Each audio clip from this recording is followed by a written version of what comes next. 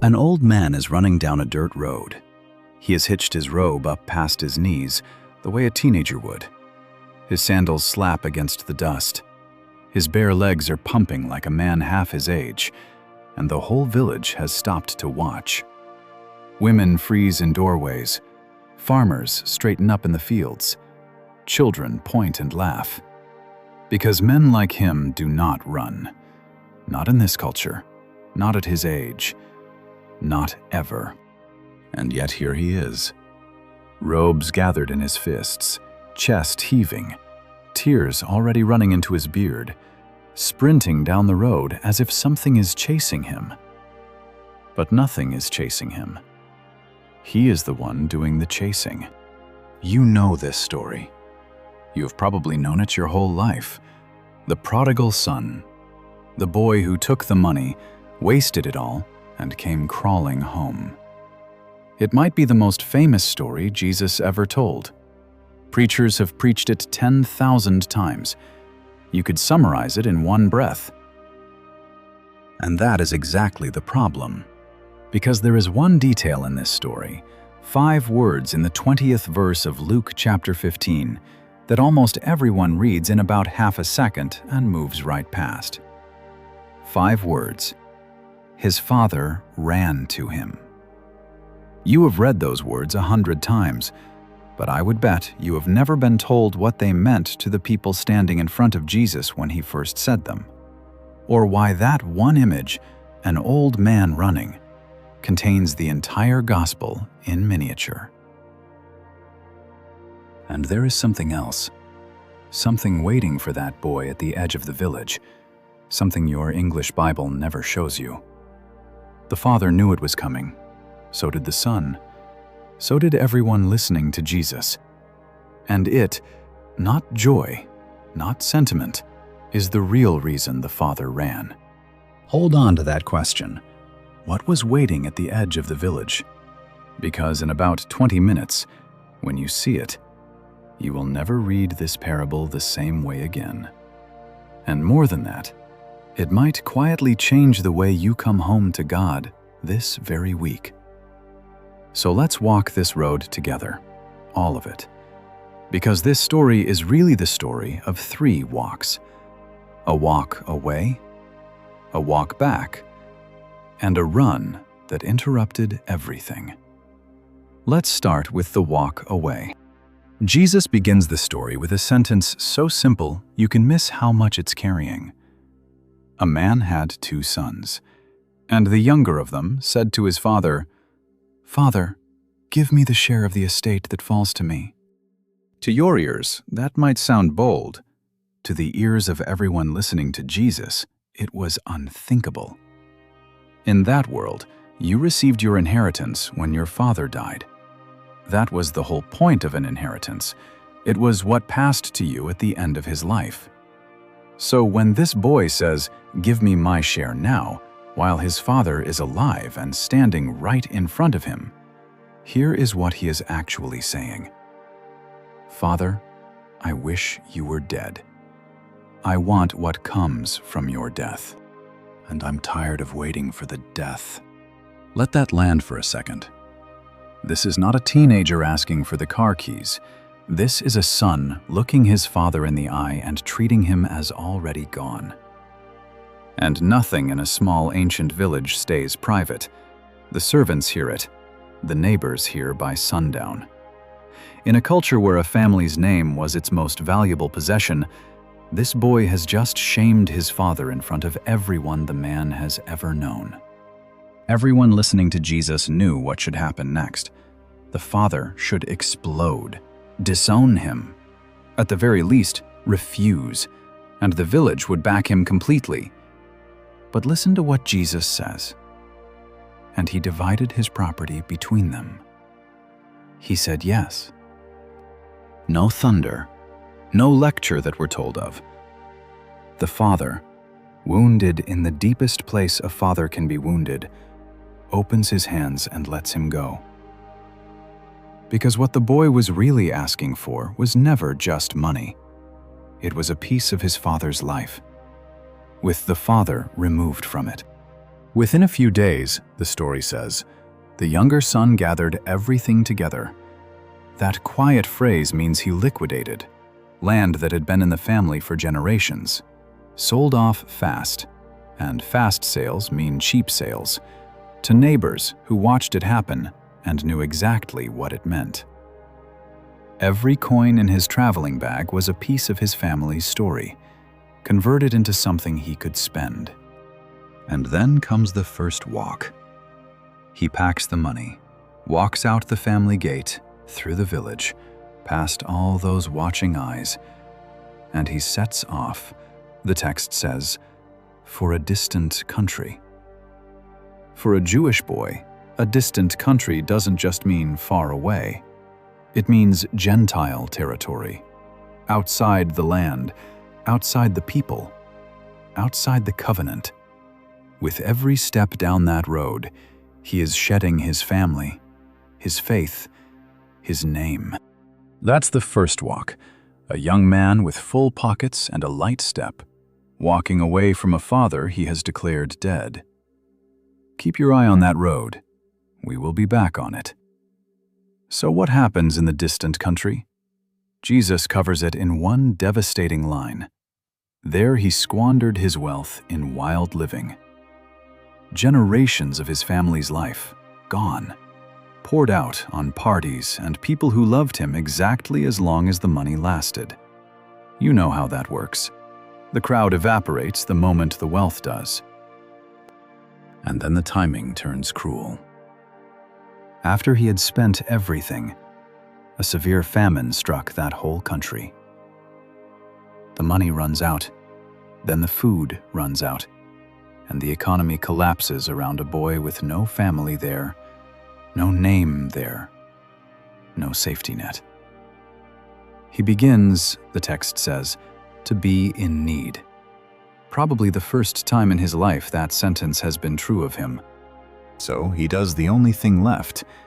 He glues himself, that's nearly the literal sense of the word, to a citizen of that country, who sends him into his fields to feed pigs. Pigs. For a Jewish boy, pigs are not just dirty animals. They are the textbook unclean animal, the living symbol of everything outside God's covenant. A landowner's son is now slopping food to the one creature his upbringing taught him never to touch? There is no further down. And then the line that has broken hearts for 2,000 years. He longed to fill his stomach with the pods that the pigs were eating, but no one gave him anything. He is staring at pig food, and he is jealous of the pigs. The boy who once had servants is now beneath the animals he feeds, in a land where no one gave him anything. That's what the distant country teaches you, eventually, every time. And it's there, hungry, filthy, invisible, that Jesus gives us one of the most beautiful phrases in all of his parables. When he came to himself. He came to himself, as if he had been away not only from his Father, but from himself. There is a version of you that sin and shame and distance slowly replace. And the journey home begins the moment you wake up and recognize the difference. And what does coming to himself sound like? It sounds like this. How many of my father's hired servants have bread enough and to spare, and here I am, starving to death? I will arise and go to my father, and I will say to him. And then he writes a speech, right there in the pig field, and Jesus quotes it for us in full. 3 lines. Line 1, Father, I have sinned against heaven and against you. Line 2, I am no longer worthy to be called your son. Line 3, make me like one of your hired servants. Look closely at that 3rd line, because the whole story turns on it. Lines 1 and 2 are confession, true, honest, necessary. But line 3 is a business proposal. Make me a hired servant, a day laborer, the kind you pay by the job. In other words, I know I can't be your son anymore, but maybe I can work for you. Maybe, if I labor long enough, I can pay back what I took and stand in front of you someday as a man who fixed what he broke. It sounds humble. It is actually the last stronghold of his pride. Because a deal keeps you in control. A deal means you never simply have to receive. The boy is willing to come home as an employee. He cannot yet imagine coming home as a son. Do you recognize that speech? I think you have written versions of it yourself. In the shower, in the car, at 2 in the morning, rehearsing what you'll say to the person you hurt, or to the God you've avoided, and always slipping in your own version of line 3. Let me make it up to you. Tell me what I have to do to deserve to be back. Keep that speech in mind. Watch what happens to it. Now begins the second walk. The boy gets up from the pig field and starts home. And this walk is nothing like the first. He is thinner now. His clothes are rags that smell like the pigs. And with every mile, he is rehearsing. Father, I have sinned against heaven and against you. I am no longer worthy. Make me like one of your hired servants. Over and over, polishing each word, because the words are all he has left to offer. And somewhere on that road, the rehearsing gets harder, because he starts picturing the arrival, the village. And here you and I need to learn something about his world, or we will miss everything that happens next. In that world, you did not slip quietly back into town. Everyone knew this boy. Everyone knew what he said to his father. Everyone watched him sell the land. Some of them bought it. His shame was not a private matter. He had shamed the whole family before the watching world. Coming home meant walking a gauntlet, every doorway, every stair. The boys of the village trailing him, jeering, the entire length of town before he ever reached his father's gate.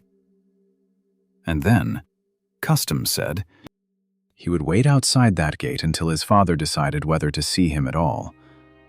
And his father, by every rule of that culture, should let him wait, should receive him coldly, like a judge, should hear all 3 lines, and set the terms.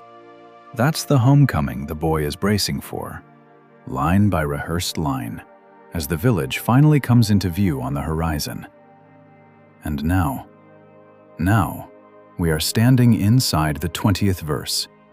So let's slow it all the way down, because in the original Greek, this single verse is a chain of verbs that fire one after another like heartbeats, and 3 of them are about to change how you see God.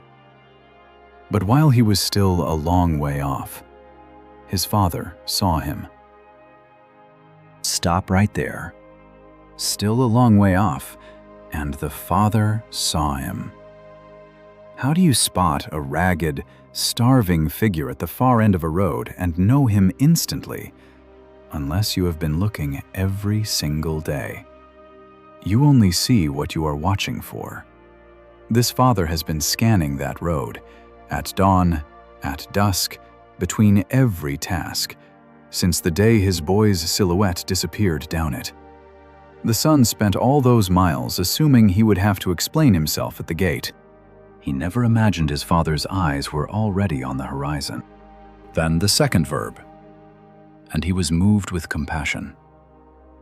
The Greek word is esplanchtnisthe, and it comes from splanchna, which literally means the inner organs, the guts. This is not a word for polite sympathy. This is compassion you feel in your body, the lurch in your stomach, the physical ache in your chest when you see someone you love in pain. When the father recognizes that broken figure on the road, something seizes him in the gut. Jesus chose the most visceral word his language had, because that is how God feels about the person limping home. Not a raised eyebrow, a wound in the gut. And then the third verb, the 5 words, and he ran. The Greek is dramon. He ran flat out. And here you need ancient eyes, because to you, running is normal. In the ancient Near East, a man of standing did not run, ever. There is a Jewish wisdom book written about 2 centuries before Jesus. It's called Sirach, and it says plainly that a man's clothing, his laughter, and his manner of walking show you exactly what kind of man he is. Your walk was your dignity. A patriarch, a landowner, an elder at the gate, such a man moved slowly, deliberately, with weight, gliding, never hurrying.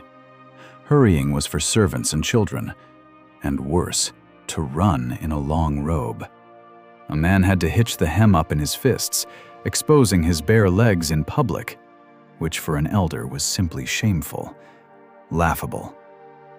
Picture the most distinguished person you know hiking their clothes up and sprinting down the middle of the street, legs flashing, sandals slapping. People would talk about it for years. The father does it without a second's hesitation. You have seen this with your own eyes. Stand in the arrivals hall of any airport and watch. Dignified adults stand perfectly composed behind the barrier. And then, one particular face comes through the doors, and composure dies on the spot. They run, bags dropped, arms out, calling a name, not caring who is watching, because the person coming through those doors matters infinitely more than the opinion of everyone in the building. Nobody dignified runs, except for love. That is what the village saw that day. The old man, robes in his fists, running. And if this story is opening up for you in a new way, this is what we do here every week. We slow down, decode what the Bible actually says, and ask what it changes. If you want that kind of company on your walk through Scripture, consider subscribing, and tell me in the comments which detail you had never noticed before. I read them all. Now, back to the road. Because we still haven't answered the question I asked you to hold at the very beginning. Why did he run? Joy is real, but joy alone doesn't explain a sprint. You can weep for joy standing still. This father runs like a man racing a clock, and he is, because of the thing waiting at the edge of the village, the thing I promised to show you. Ancient Jewish sources, including the Jerusalem Talmud, the great collection of rabbinic teaching, describe a ceremony for exactly this situation. It had a name, the kezazah, the cutting off. If a Jewish son lost his family inheritance among the Gentiles, and that is precisely what this boy has done, and then dared to show his face at home, the people of his village would meet him at the edge of town. They would fill a large clay pot with burned grain and nuts, scorched, ruined food, a picture of what he had done to his family's living, and smash it at his feet, crying out, "This man is cut off from his people." Done. No trial, no appeal, no path back. No one would hire him, feed him, house him, or speak to him again. He would be a ghost with a heartbeat. The smashed pot was a funeral, his funeral, held while he stood there watching. You want a modern picture? Imagine standing in front of everyone you grew up with while your name is read aloud. Your card is cut in half, and your account is closed. Permanently, publicly, ceremonially, and every person you have ever known agrees, out loud, to treat you as if you do not exist. That is the kezazah, a formal, communal, irreversible cancellation. And every person in that village knew this boy qualified. Lost the inheritance. Among Gentiles. Came back anyway. The moment the first neighbor recognized that ragged figure, the word would fly from house to house, and the crowd would start gathering at the edge of town. With a pot. The son knew it too. Now you understand the speech a little better, don't you? Make me like one of your hired servants, in the next village, maybe, where they don't smash pots with your name on them. And the father knew it. He had known it every day he stood scanning that road. If his boy ever came home, the village would reach him first. The gauntlet, the jeering, the pot, all of it out there, at the edge of town, long before the boy ever reached the family gate. Unless someone got to him first. Now read the verse again. While he was still a long way off, out beyond the village, before the crowd could gather, his father saw him and was moved in his guts and ran. He wasn't running because he couldn't contain his happiness, or not only that, he was racing the village, racing the gossip flying from doorway to doorway, racing the pot. Every second mattered. So this dignified old man hiked up his robes and shamed himself in front of everyone, sprinting through the very streets where his son was about to be humiliated, so that every laugh, every stare, every shocked whisper that should have landed on the boy landed on the father instead. He got there first and drew all the fire. He took the shame so his son would never feel it. And when he reaches him, listen to the verbs. He fell on his neck and kissed him. The Greek word for kissed is katephilesin, and it's an intensive form, not a formal kiss of greeting. He kissed him again and again and again, fervently, the way you kiss someone you thought you had lost forever. And in front of the whole gathering village, that shower of kisses was a verdict, a public announcement made without a single word. This man is mine. This is my son. Whoever touches him, touches me. You cannot cut off a man the patriarch is covering with kisses. There will be no kezazah today.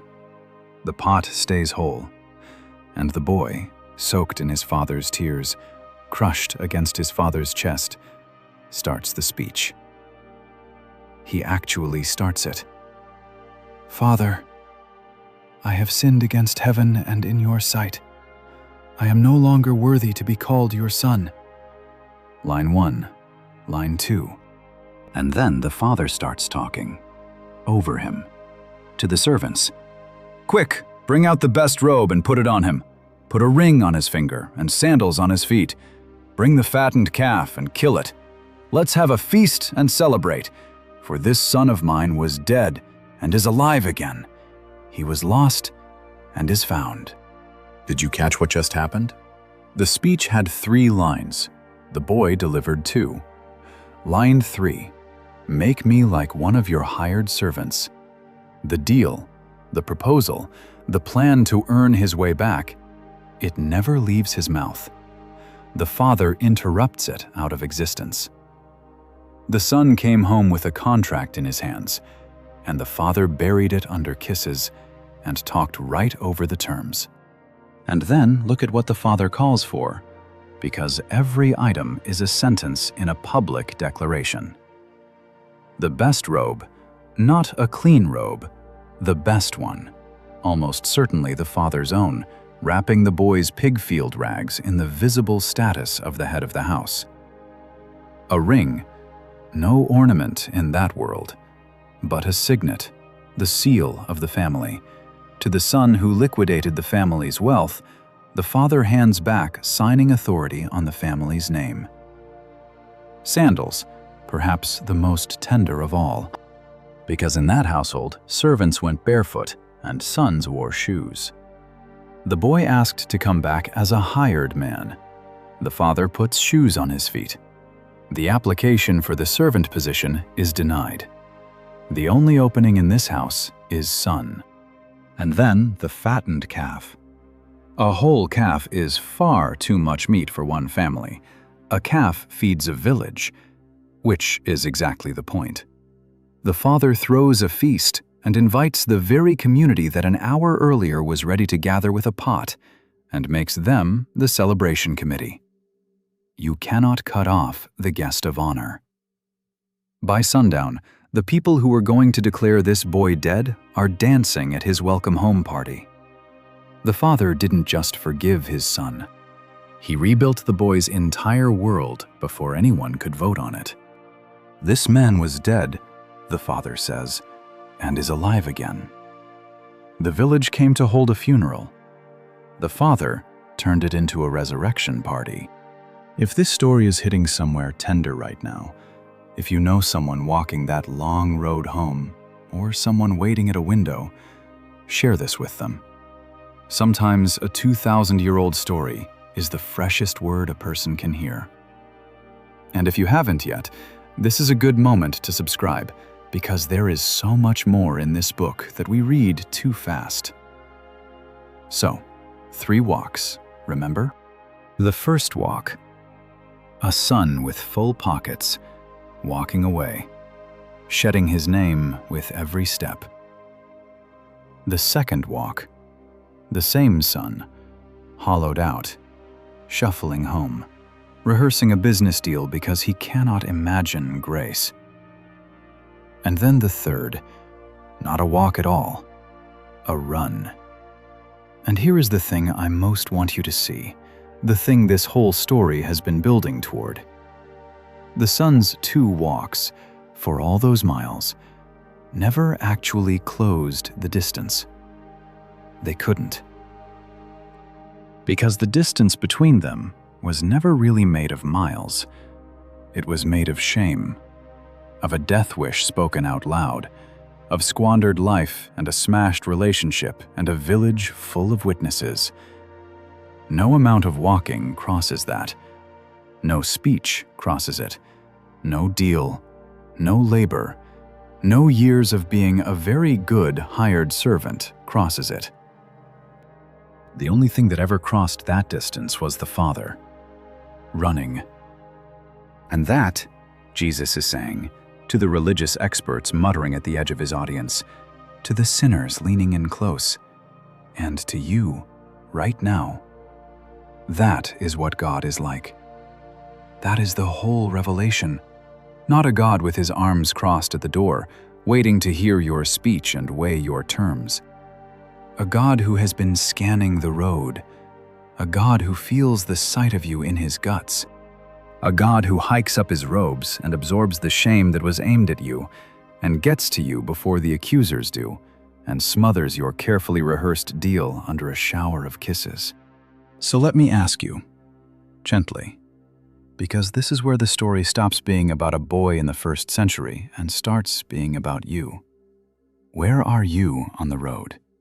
Maybe you are still in the distant country, and the money hasn't run out yet. And this just sounds like a story. That's all right. File it away. There may come a quiet, hungry night when you remember the way home. And on that night, remember this too. Someone is watching the road. But maybe you are on the 2nd walk. You've come to yourself.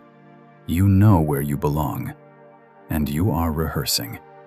You've been rehearsing for weeks or years, polishing the speech for God, or for the church you drifted from, or for the person you wounded. And buried in your speech, like a splinter you can't stop touching, is line 3. Let me earn it back. Tell me what I have to do. I'll come back as a hired hand. Just don't ask me to simply receive, because I could not bear to be loved at this price. Friend, here is what this story has been trying to tell you. The Father interrupts speeches. He has no interest in your line 3. There is no hired servant entrance to his house. There never was. There is only the front gate, and a robe, and a ring, and shoes for your feet, and a table. So here is the one thing I want you to actually do this week. Not feel, do. Stop rehearsing and start walking. Whatever coming home looks like for you, the prayer you keep postponing until you're cleaner, the Bible gathering dust until you feel less like a hypocrite, the church door, the phone call, the apology. Do it before you are ready. Do it with the speech unfinished. Pray the prayer tonight, in the state you're in, with the pig field still on your clothes, if that's the truth of it. Because the entire point of the running father is this: you do not meet him at the end of the road, all cleaned up. He meets you while you are still a long way off. Your job was never to close the distance. Your job is just to turn around and take the first step, and then watch what comes running. If you take nothing else from tonight, take these 3 things. First, God's compassion for you is not a policy. It is a feeling in His gut. When He sees you on the road, however long you've been gone, whatever you did out there, the word the Bible chooses is a word for being seized in the depths. You are not a file under review. You are an ache in the heart of God. Second, grace runs. In the entire story, the Son walks and the Father runs, and the entire gospel is hiding in that difference of speed. You come slowly, doubtfully, rehearsing. He comes running, robes flying, dignity abandoned. You will never outwalk what is sprinting toward you. And third, there is no employee entrance. You were not made to be God's hired hand, working off a debt that was already swallowed by an embrace. The robe is for you. The ring is for you. The shoes are for you. The seat at the table has your name on it. Your name, not your account balance. He was lost, the Father says, and is found. Not put on probation, found. So wherever you are on that road tonight, in the pig field, mid-rehearsal, or already in sight of home, may you lift your eyes and see what the boy in the story saw. Someone running toward you, full speed, arms open, with no intention of hearing the end of your speech. May you let yourself be found.